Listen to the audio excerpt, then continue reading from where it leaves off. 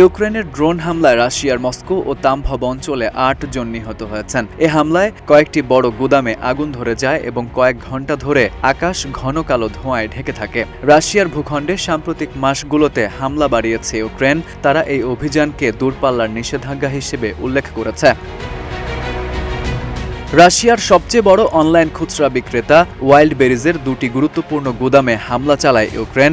এতে রাতের শিফটে কাজ করা ৮ জন কর্মী নিহত হন এবং গুদামগুলো প্রায় সম্পূর্ণ ধ্বংস হয়ে যায়। ওয়াইল্ডবেরিজের প্রধান নির্বাহী কর্মকর্তা তাতিয়ানা কিম বলেন, এটি আমাদের প্রতিষ্ঠান এবং দেশের জন্য ভয়াবহ একটি রাত।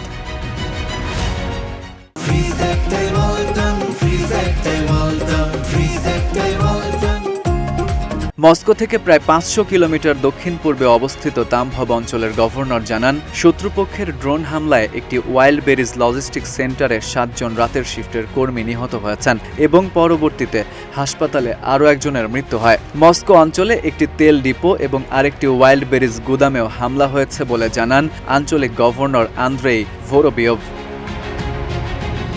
রাশিয়ার রাজধানী মস্কোর মেয়র জানিয়েছেন, রাতের বেলায় মস্কো অঞ্চলের দিকে ৩৭০টির বেশি ড্রোন পাঠানো হয়েছিল। FU Ahmed, Ittefaq news.